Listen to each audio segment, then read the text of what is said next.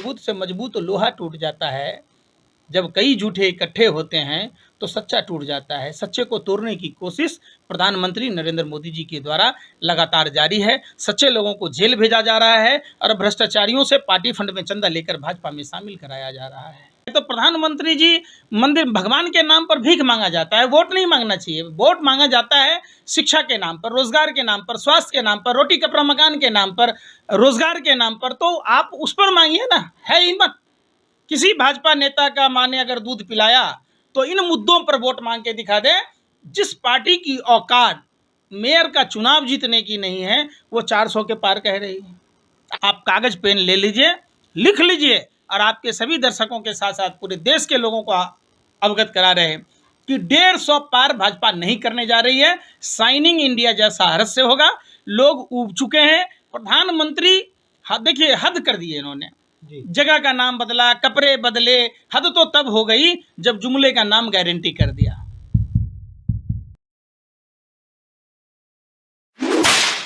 नमस्कार, multi news में आपका स्वागत है। इस समय मेरे पास एक ऐसी शख्सियत है जो कि सोशल मीडिया पर काफ़ी बूम पैदा करती है। अब उन्हें चाहे एंटी मोदी कहें या एंटी बीजेपी, ये एक अलग बात है, लेकिन उनके अपने स्वतंत्र विचार हैं, स्वतंत्र टिप्पणियाँ हैं। राष्ट्रीय मुद्दों पर भी बात करते हैं और क्षेत्रीय मुद्दों पर। फिलहाल वो ब्रजभूमि पर हैं और ब्रज के उन्होंने इलेक्शन को काफ़ी करीबी से देखने के बाद उनकी क्या ओपिनियन है उनसे जानते हैं। हमारे साथ इस समय मौजूद हैं पंकज श्रीवास्तव, बिहार के लाल, जिन्हें बिहार के लाल का नाम का एक जाना पहचाना तमगा भी मिला हुआ है सोशल मीडिया पर। पंकज जी, आपका स्वागत है मथुरा में। जी नमस्कार। पंकज जी, आप यहाँ ब्रज में पिछले 3-4 दिनों से हैं, ऐसी जानकारी हमारे पास है। क्या कुछ यहाँ पर देखा और क्या कुछ अनुभव किया? फिलहाल जो लोकल राजनीति है उसे आप किस एंगल से देखते हैं? देखिए, लोकल राजनीति तो तब होगी ना जब यहाँ के चुने हुए जनप्रतिनिधि यहाँ नजर आएंगे। जब वो है ही नहीं तो आप ये समझिए, ये तो वो वाली बात हो गई कि नेत्रहीन को शीशा दिखाने वाली बात है जी। जो हेमा मालिनी माया नगरी से हैं, मायावी की तरह आती हैं और चली जाती हैं। वो सिर्फ चुनावों में, जैसे बरसाती मेढक की तरह। तो सबसे बड़ा सवाल होता है कि पूरे मथुरा को उन्होंने बिल्कुल अनाथ की तरह छोड़ दिया है।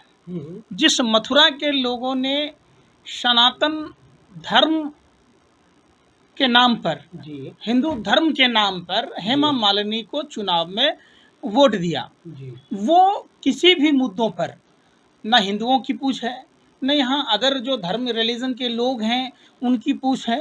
तो यह सबसे बड़ा सवाल है कि सबसे बड़ा धर्म राजधर्म होता है। राजधर्म के मायने होने चाहिए। राजधर्म ये कहता है कि एक राजा का कर्तव्य है कि प्रजा के सुख दुख में वो कंधों से कंधा मिलाकर सहयोग करें। तो ब्रिज सबसे बड़ी बात है। मथुरा की जो सबसे बड़ी समस्या है वो यमुना सफाई की है, खारे पानी की है, सड़कों की है, बिजली की है। बिजली बराबर कट जाती है, रहती ही नहीं है, नगण्य रूप से रहती है। यहाँ अभी तक जो प्रधानमंत्री ये कहते थे कि देश में बराबर स्कूल बन रहे, कॉलेज बन रहे, यूनिवर्सिटी बन रहे, IIT बन रहे, तो ये जवाब दें हेमा मालिनी जी, 10 साल से आप सांसद हैं, मथुरा में कितने IIT खुले, कितने आपने यूनिवर्सिटी बनाया, क्यों नहीं? तो ये चीज़ें सबसे बड़ा सवाल है। और मथुरा के लोग इस बार खासे नाराज़ हैं। खासे नाराज़ इन द सेंस ये है कि इस बार पॉलिटिकल पार्टी चुनाव नहीं लड़ रही है। मथुरा के लोग अपने क्षेत्रीय सांसद यानी कि भारतीय जनता पार्टी से लड़ रही है। इस बार एक और माया नगरी की मायावी जो काफ़ी अरबपति खरबपति हैं वो हैं, दूसरी तरफ एक कृष्ण भक्त सुदामा की तरह प्रत्याशी है। तो उस दोनों के बीच में कांटे की टक्कर है और लोग बाग एक गरीब के बेटा, एक गुदरी के लाल, एक किसान के बेटा, मजदूर के बेटा को इस बार वोट करने जा रही है, इसलिए कि कम से कम अब वो सुख दुख में खड़ा होएगा। हेमा मालिनी जी 10 साल में 10 बार भी नहीं आई हैं, ये मथुरा के लोगों का कहना है। और मथुरा के लोग अच्छे खासे, मतलब वो जो तादाद हैं वो उनमें काफ़ी नाराज़गी है कि हेमा मालिनी कैंटारों का तो प्रचार करती हैं, लेकिन कम से कम बगैर आरओ का ही पानी तो, मीठा पानी तो मुहैया करा दें। यहाँ पानी की समस्या सबसे बड़ी समस्या है। यहाँ कानून व्यवस्था नाम की चीज़ नहीं है। यहाँ 84 कोस परिक्रमा में जाएंगे, सड़कों की स्थिति ऐसी है कि ओमपुरी की गाल की तरह तो सड़क दूर की बात है, गड्ढे में सड़क है जी। ये सबसे बड़ा सवाल है। मतलब आपका कहना है जो कि लालू जी ने पहले कहा था कि हेमा मालिनी जी के गालों वाली सड़क नहीं है, ओमपुरी जी के गालों वाली सड़क है, ये वो तो भी आपकी नहीं है। सबसे अगर ओमपुरी की गाल की तरह भी सड़क हो तो काम चलाया जा सकता था। जी। गड्ढों में सड़क है, गड्ढों में सड़क है। सड़क तो कहीं कहीं दिख रहे हैं। जी। हमने पूरे 84 कोस परिक्रमा के क्षेत्र को देखा है। आप कहीं भी उठा के देख लीजिए, नौझील देख लीजिए, मांड देख लीजिए, कहीं भी जाएंगे तो वहाँ सड़क नाम की चीज़ ही नहीं है। भैंस लौट रही है पानी में। जैसे तालाब का दृश्य है वैसे सड़कों पर तालाब बने हुए हैं। हेमा मालिनी जी आती नहीं है, सांसद कोष का पैसा खर्च नहीं कर पाती हैं, यहाँ लोगों से मिलती नहीं है, जुलती नहीं है। अस्पताल की समस्या है, यहाँ कॉलेज की समस्या है, यहाँ खास करके किसानों की समस्या है। किसानों की समस्या पर हेमा मालिनी को बोलते आपने कभी नहीं देखा होगा। चुनाव के समय आती हैं, हसुआ पकड़ के हेलीकॉप्टर खेत में उतार के गेहूँ काटने लगती हैं। तो इससे किसानों का जो दर्द है, जो किसानों की व्यथा है, किसानों की सबसे बड़ी समस्या है। प्रधानमंत्री जी जो कहते थे कि हम खेती में जुताई का खर्चा, पानी का खर्चा, बिजली का खर्चा, कीटनाशक का खर्चा, खाद के खर्चा पर, सारे लागतों पर एक फसल तैयार होने में मिनिमम 100 से 150 दिन लगते हैं जी। अगर उस मजदूरी के हिसाब से जोड़ेंगे, अगर एक आदमी की भी मजदूरी जोड़ेंगे तो उसमें प्रधानमंत्री जी कह रहे थे कि हम 50% जोड़ के देंगे, एमएसपी लागू करेंगे। देश ने देखा है, जब देश के पालनहार अन्नदाता किसान भाई, मथुरा के भी कई किसान भाई वहाँ पहुँचे हुए थे, गाजीपुर में सिंधु बॉर्डर पर, हमने देखा है उन पर आंसू गैस के गोले छोड़े गए, उनके लिए कोबरा वायर लगाया गया, जो कोबरा वायर हम अपने खेतों में नहीं लगा सकते हैं। तो उन किसानों के ऊपर अभी हाल में आपने देखा होगा ड्रोन से हमले हुए। तो किसानों को जहां धरती का भगवान कहा जाता है, ये पालनहार अन्नदाता किसान भाइयों के ऊपर इतनी परेशानियां, इतना जुल्म हुआ भाजपा सरकार में, इस बात का इस बार हिसाब बराबर करेगा। पंकज जी, ये तो आपने कई चीज़ें ऐसी लगाई जो कि आपको एंटी बीजेपी लोग कहते हैं, उसके अनुसार आपने बोला, लेकिन कुछ बीजेपी वाले ये भी कहते हैं कि 70 सालों में जो नहीं हुआ वो हमने करके दिखा दिया। तो क्या कहेंगे इस बारे में आप? अगर भाजपा सरकार नहीं थी, 63 साल थी, पहली बात करा दो, और जिन 70 सालों की बात होती है उसमें वाजपेयी सरकार जी भी थे। तो आप बताइए ना कि जितना पहला ऐसा देश का प्रधानमंत्री जो सभी भाषाओं में गालियां सुनता है, जो किसानों से यूपी में चुनाव था तो ये कह रहे थे कि हम मल का मैल दूर नहीं कर पाए, हम किसानों को समझा नहीं पाए, इसका कानून में कुछ काला नहीं है, हम एमएसपी लागू करेंगे, पहले ही उसमें बजट में पास करेंगे कि जितना पैसा उद्योगपतियों के माफ़ किए, अगर उतना हमारे देश के पालनहार अन्नदाता किसान भाइयों के पैसे माफ़ किए गए होते तो हम समझते हैं आज हर किसान करोड़पति होता। प्रधानमंत्री कहते हैं कि राम मंदिर सबसे बड़ी उपलब्धि है हमारी। आप पत्रकार हैं, पढ़े लिखे हैं, तो मैं पूछता हूं कि ये उपलब्धि प्रधानमंत्री की है या सुप्रीम कोर्ट की है? आप हमें बताइए। तो जब सुप्रीम कोर्ट की उपलब्धि है तो सुप्रीम कोर्ट को श्रेय क्यों नहीं दे रहे हैं? अगर प्रधानमंत्री की उपलब्धि है तो प्रधानमंत्री जी मंदिर, भगवान के नाम पर भीख मांगा जाता है, वोट नहीं मांगना चाहिए। वोट मांगा जाता है शिक्षा के नाम पर, रोजगार के नाम पर, स्वास्थ्य के नाम पर, रोटी कपड़ा मकान के नाम पर, रोजगार के नाम पर, तो आप उस पर मांगिए ना। है हिम्मत किसी भाजपा नेता का माँ ने अगर दूध पिलाया तो इन मुद्दों पर वोट मांग के दिखा दे। जिस पार्टी की औकात मेयर का चुनाव जीतने की नहीं है वो 400 के पार कह रही है। आपने चंडीगढ़ में देखा होगा सुप्रीम कोर्ट ने क्या तमाचा मारा, 36 में से 8 वोट रिजेक्ट करने पड़े। दूसरी बात, इनका जो आप लोग 400 पार का ढिढोरा पीट रहे हैं, मैं आपको एक आंकड़ा बताता हूं जी। 150 से कम सीट रहेगा भाजपा का। 2017 में गुजरात के चुनाव हुए, गुजरात के चुनाव में इन्होंने नारा दिया था 150 पार जी। सीट कितनी आई? 99 जी। 2018 में छत्तीसगढ़ में इन्होंने नारा दिया 50 के पार, सीट कितनी आई? 15। 2018 में मध्य प्रदेश के चुनाव हुए, 200 पार का नारा लगा। आप मीडिया के बंधु बढ़ा चढ़ा कर दिखा रहे थे, सीट कितनी आई मध्य प्रदेश में? 109। 2019 में झारखंड में चुनाव हुआ, 65 पार, कितनी सीटें आई? मात्र 25। 2018 में मिजोरम में इलेक्शन हुए, 21 पार, आई कितनी? मात्र 1। और तो और हरियाणा में 75 पार का नारा लगाया था 2019 में, आई कितनी 40। 2020 में दिल्ली में दंगे कराए इन्होंने जी, सबको मालूम है। प्रवेश वर्मा, अनुराग ठाकुर, तमाम सरीखे लोग, कपिल मिश्रा जैसे लोगों ने कितनी जहर उगली, कितने हिंदू मुसलमान बर्बाद हुए, उनके घर तबाह हुए, लेकिन नतीजा फिर भी मात्र 8 सीट आई। उसके बाद बताता हूं, 2021 में बंगाल चुनाव में CBI, ED, income tax daily पैसेंजरी का काम कर रही थी। 200 पार, 200 पार, ऐसे आप लोग मीडिया वालों ने बना दिया था जैसे कल ही पंडित जी को बुलाना है और मुहूर्त कराना है, राज्याभिषेक की तैयारी करनी है, शपथ लेना है सिर्फ। लेकिन सीट कितनी आई? मात्र 77।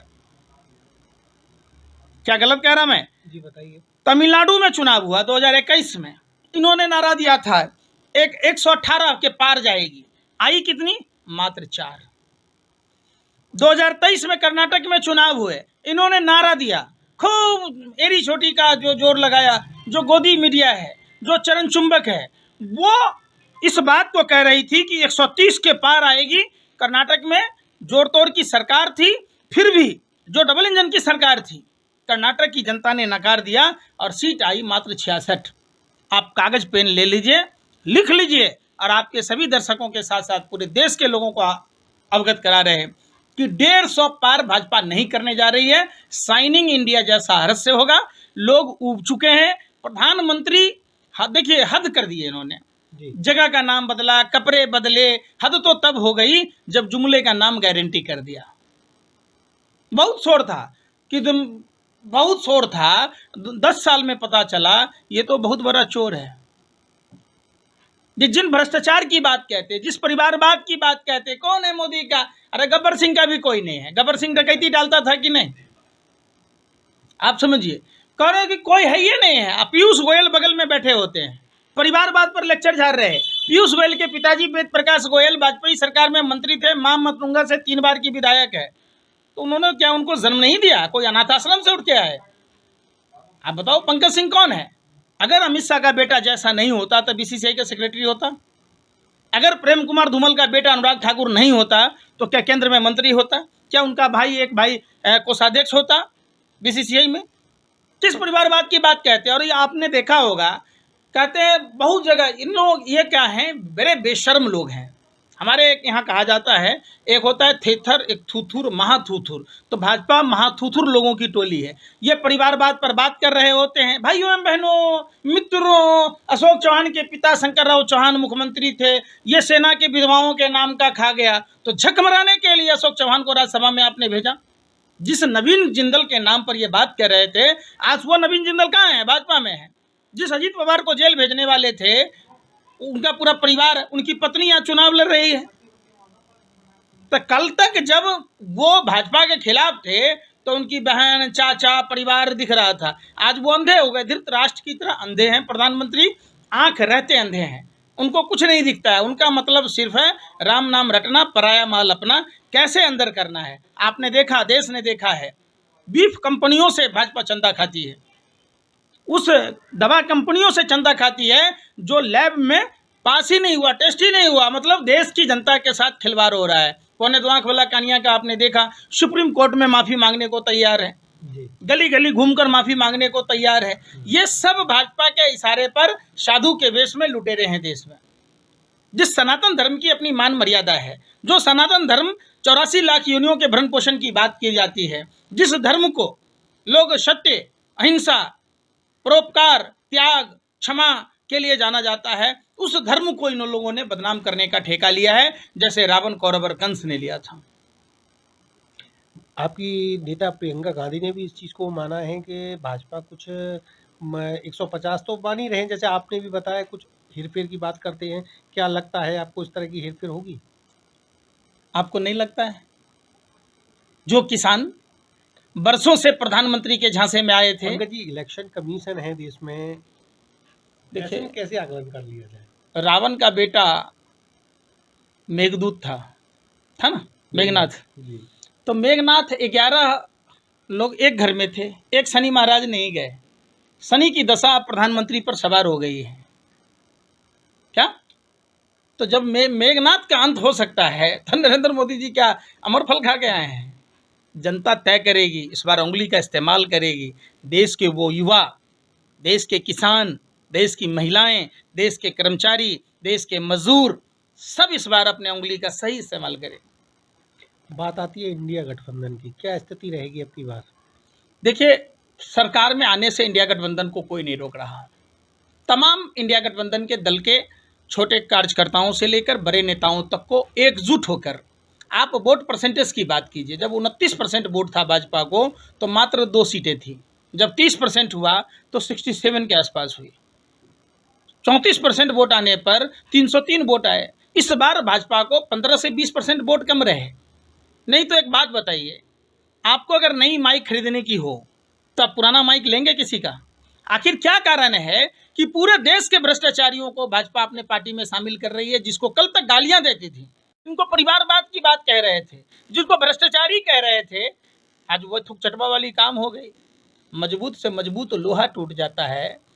जब कई झूठे इकट्ठे होते हैं तो सच्चा टूट जाता है। सच्चे को तोड़ने की कोशिश प्रधानमंत्री नरेंद्र मोदी जी के द्वारा लगातार जारी है। सच्चे लोगों को जेल भेजा जा रहा है और भ्रष्टाचारियों से पार्टी फंड में चंदा लेकर भाजपा में शामिल कराया जा रहा है।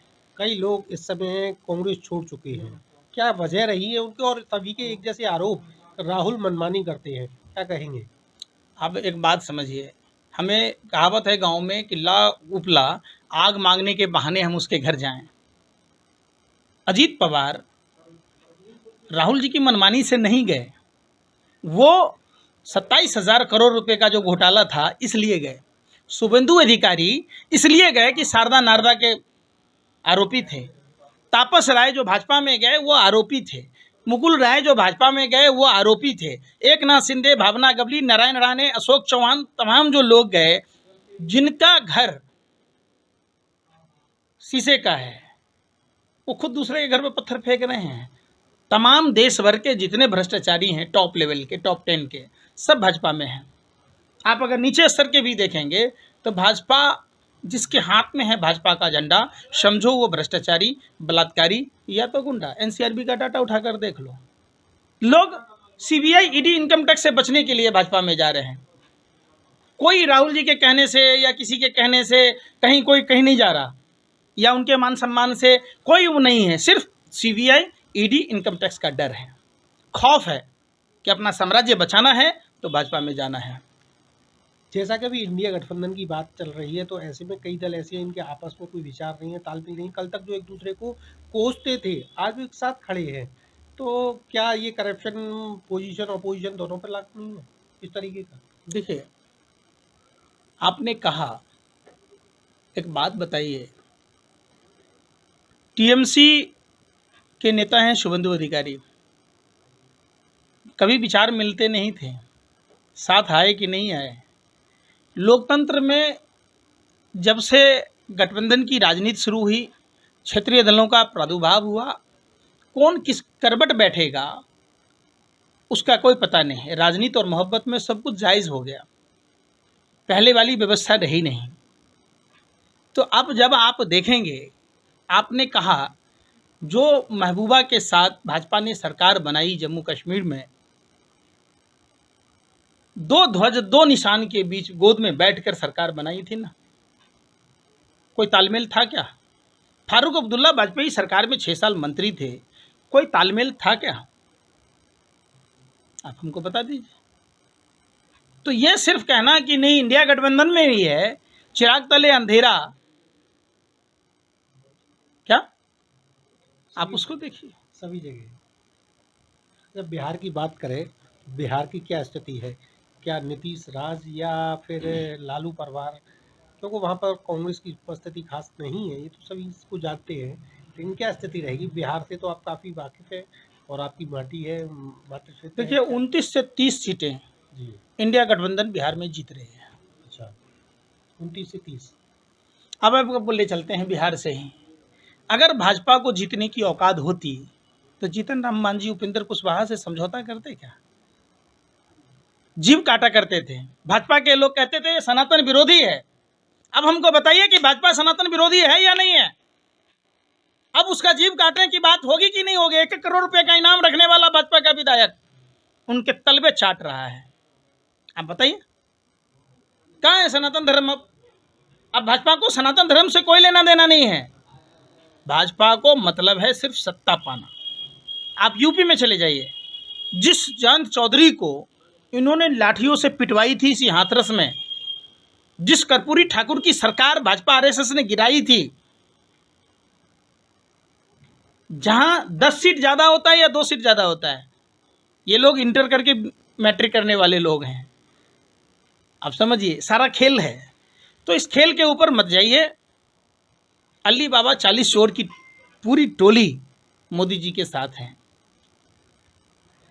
कितनी सीटें आ सकती है इंडिया गठबंधन की सत्ता से पाने के लिए? एक अनुमान आपने लगाया होगा, अभी तक आपने काफी ऑब्जर्वेशन किया होगा टॉप टू बॉटम। मैंने आपको क्या बोला, 150 सीट का आंकड़ा पार नहीं करने जा रही है भाजपा।